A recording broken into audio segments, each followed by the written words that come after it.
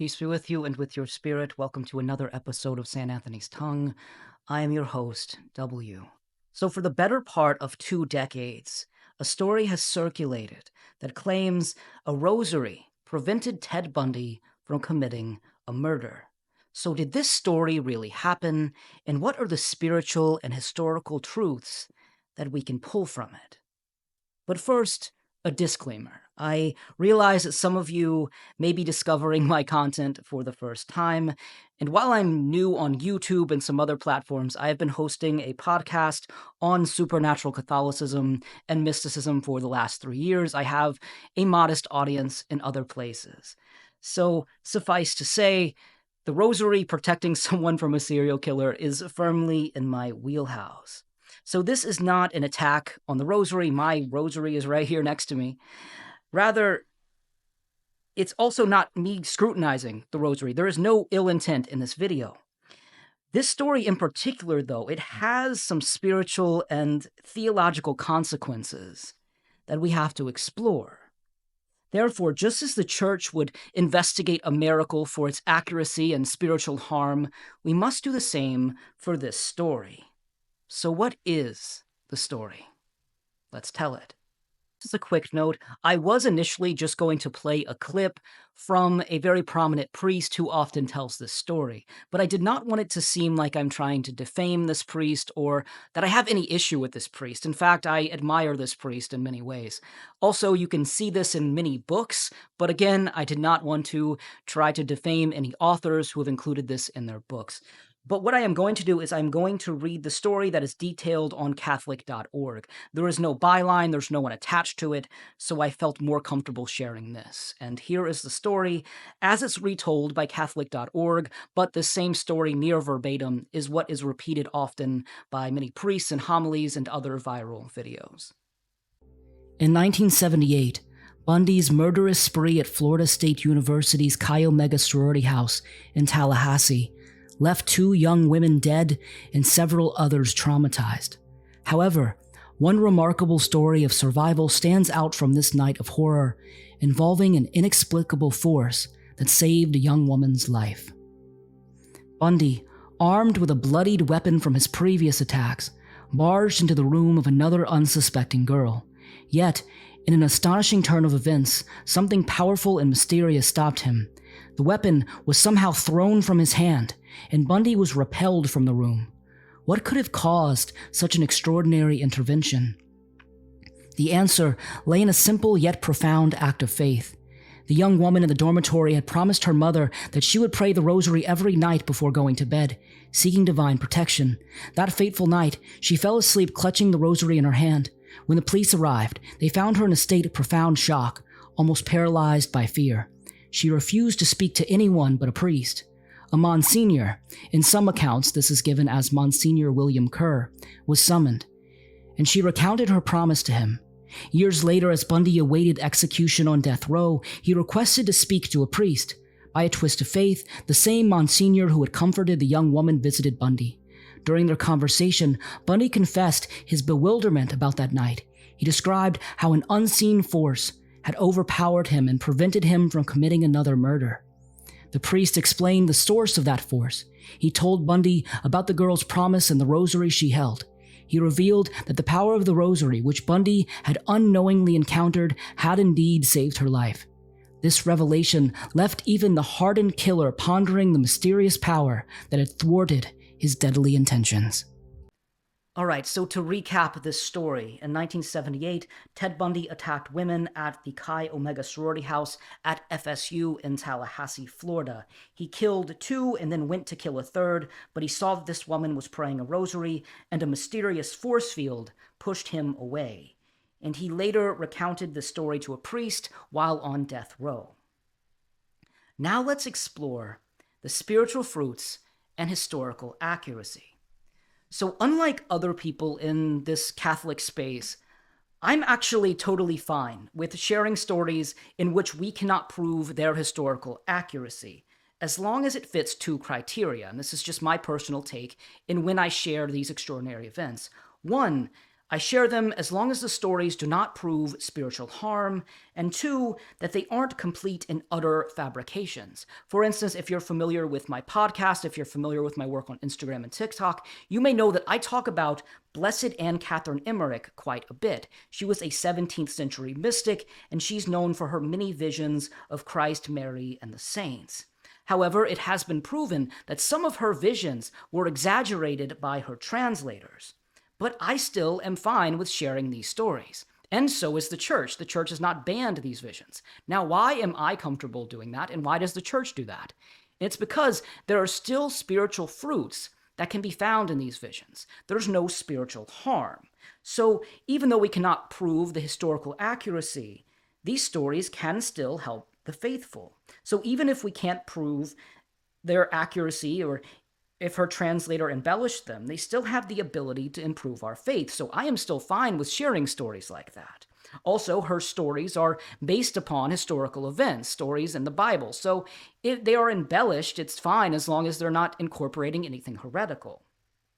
But when it comes to the story of Ted Bundy and the Rosary, I have to admit that the stories might do more spiritual harm than good. Let me explain. So let's judge this story by its fruits. And the first issue I have is that it kind of depicts Mary as a jerk. And this is not explicitly stated in the written story, but there's this tone that's taken in the homilies and lectures where it's recited. There's this underlying message, and it's this: if only those other women were praying the rosary, then maybe they would not have been murdered by a serial killer. Again, this is not explicitly stated, but it's very much implied. It's especially implied when we're kind of cutting this long homily into a 90-second social media clip. It really depicts Our Lady as not this consoling mother, but kind of a petty woman who's only going to protect those who pray her special devotion. And this is not necessarily a theological problem. If you wish to believe Mary protects only those who are praying the rosary, that's fine, but it is an issue pastorally. It is an issue when it comes to spiritual fruit versus spiritual harm, because that is depicting the rosary in kind of a dark way. But the larger issue I have is this story. It depicts the rosary as a magical talisman. The story basically portrays the rosary as inherently protective. The rosary in of itself is an inherently protective vehicle. It portrays it as this protective talisman.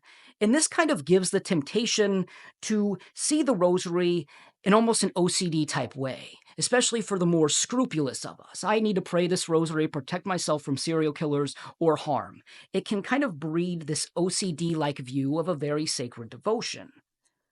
The issue here is that the rosary in of itself is not powerful. The rosary in of itself is a string of beads. You can pray the rosary on your fingers, you can pray the rosary in your mind. So what does that tell us? The rosary in of itself is not powerful. Yes, if it's blessed, it's going to give you some extra graces, sure. But what's powerful is that it is a vehicle to God's grace. It is a vehicle that draws us closer to God. This is a devotion. A devotion is something that draws us closer to God and sanctifies us a bit. Now, can God use the rosary as a vehicle for supernatural graces? Absolutely. And can those supernatural graces include extraordinary protection? Absolutely. Perhaps a force field? Absolutely. But that is a very unique grace. It is a very unique story in the overall history of the rosary and its miracles. And I'm going to share some more at the end of this episode. So when it's something unique and extraordinary, you have to really discern this. You have to look at it. So here we're saying the rosary is an anti-serial killer device, and that's such a unique claim that we are called to discern this. And like I said, the rosary is not just inherently going to protect us. We have to go out in the world. It has to move us into something new. It has to get us up and change something. We must be involved in it as well. And again, I'm going to get into some stories that I feel are more typical of rosary miracles. But my overall point here is that we shouldn't merely depict the rosary as a magic serial killer protector, unless we have very, very good proof and evidence that it did such a thing. So did it do such a thing? Now let's look at the historical take on this story of Ted Bundy and the rosary. So I reiterate things a lot on purpose in my work. So I'm going to reiterate again. Can the Rosary give us supernatural miracles and graces? Absolutely. But when it involves something that is perhaps not our will and something that is occurring outside of us in our own power, such as a supernatural force field, we have to really study that and take that into special account. So, do we have proof that this really happened? And unfortunately, we do not. The Chi Omega attack is one of the most, if not the most, high-profile Ted Bundy attacks. Think of every slasher film where they are going to attack a sorority house.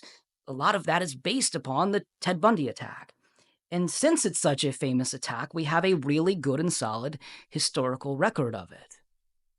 So let's talk about the survivors and the witnesses.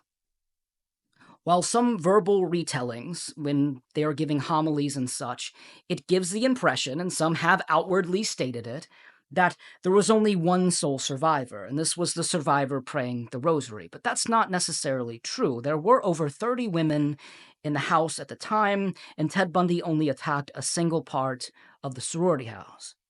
He killed 2 women, he severely injured another 2, and he sexually assaulted a third. So, we also know that the police interviewed all the women present there, and there were also 2 additional witnesses who were not injured or killed, obviously. And the 2 women were this. The 2 witnesses were this. One woman claims that she saw him coming in the house, and another said that she saw him and hid in a closet. So perhaps that is the sole survivor, but she has given numerous interviews and she has never once mentioned a rosary. She simply said she saw him and hid in a closet. And you think that if a rosary saved her life through a force field, I know if it happened to me, I'd be telling everyone. And then you also have another issue, is that Ted Bundy kept on murdering after the Chi Omega attack. He continued to murder and take another woman's life. So you would think that if a rosary stopped him dead in his tracks, he would stop, but he continued. So we really do not have a good historical basis from all the witness testimonies. And you might be thinking, well, there were 30 people in the house. Perhaps there's someone who was not interviewed. We do have it on good record that everyone in the house was interviewed. But just in case, keep listening. I'm going to tie all this together. So not only do we have the witnesses, we also have the various spiritual directors. Ted Bundy was a very notorious criminal, and all of his conversations with priests and journalists and other spiritual chaplains have been recorded and transcribed. And there has been absolutely no record of him ever mentioning a rosary or a rosary during a murdering attack. That's just not happened. So, I was able to find what I feel is the source of this legend. So let's talk about what really happened that night. So it appears that we can track this legend back to a 2003 interview between the Tribune Review, a Pennsylvania-based publication, and Monsignor William Kerr. He was a priest in Pittsburgh at the time, but according to him, he was the priest on the scene at the Chi Omega house that night, and he was the one that provided spiritual counsel in the aftermath. And this is also the name that many people in their homilies and lectures and also in writing, they refer to it. They mention William Kerr being there, and this is his testimony. So it appears that this is where the story and the legend has originated from. So, what did Monsignor William Kerr say about that night and about the rosary? Kerr recalled a 2 a.m. phone call from the sheriff's office, which notified him of an accident at the Chi Omega sorority house. Kerr entered the grisly crime scene where Bundy had murdered 2 women, sexually assaulting one of them and beating 2 others. It was obvious what had happened when we got to the 2nd floor, Kerr recalled. Part of the bloody branch Bundy had used was still there. Kerr gave the last rites to a Catholic victim and consoled another student in an adjoining room. She lived, she believed, because she had followed her mother's advice. She was praying the rosary in bed while Bundy went on his rampage. Kerr knew all the victims. To help the healing, he conducted daily prayer vigils with the students. A month later, the sheriff called him about the capture of a suspect in the murders. Though not a Catholic, Bundy had asked to see a priest.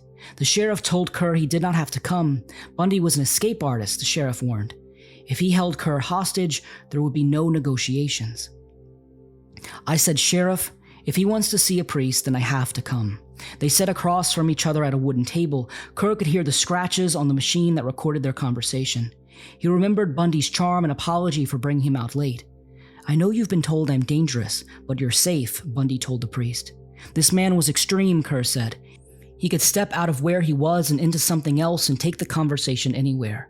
Bundy talked of General Andrew Jackson, who had fought in the area a century and a half before, of the state's death penalty, and of killer Gary Gilmore, who was executed in Utah by a firing squad. Kerr mostly just listened. I found it hard to be a real participant because I could not understand how someone could do that to those wonderful young people on the verge of life, he explained. Then Bundy angrily ended the conversation. He said, You don't like me, I can see that, and if I were sitting where you're sitting and thought I did what you think I did, then I would feel the same, and I would not like me either. Kerr expected to hear no more from Bundy, but he called a month later. He called many times over the next 10 years, often using an alias to spare Kerr embarrassment. Bundy's last phone call came January 22nd, 1989, 2 days before he was put to death in the electric chair. He asked Kerr if he thought God could forgive him. Kerr responded, God can extend his mercy and forgiveness to me and to you. God's mercy is infinite, and you should ask for that. Kerr said he sensed Bundy's remorse from the moment he met him. Somehow, I think this man knew he had within him a terrible spirit, and he wanted to get rid of it, he said. So to recap, Monsignor Kerr was called to the Chi Omega house following the Ted Bundy attacks. He gave spiritual counsel to many of the women there, and one woman told him that she personally felt protected and safe because she prays the Rosary often. And then we also hear that Ted Bundy did keep in touch with Monsignor Kerr, up until his execution. So what's missing from Monsignor Kerr's original story? First, the woman here, she does not see Ted Bundy and then begins praying the Rosary. That did not happen, according to William Kerr.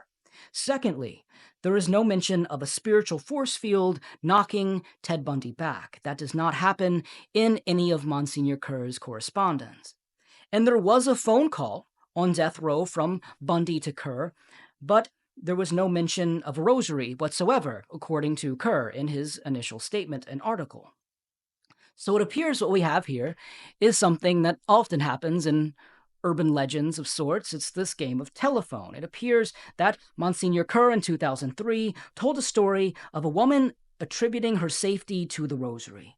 And then over the years, the internet has added a force field and a death row revelation from Ted Bundy on the power of the rosary. But this story is still beautiful and still very supernatural in my opinion. This woman praised the rosary so often that she felt protected by God's grace. She felt the rosary so often that in that darkness, she felt she was consoled by Mary, Christ, the angels, and the saints. And following this attack, I'm sure she grew even closer to God because of the rosary. It's not as dramatic, it's not as cinematic, but it's still very beautiful, and to me, it's still very spiritual and supernatural.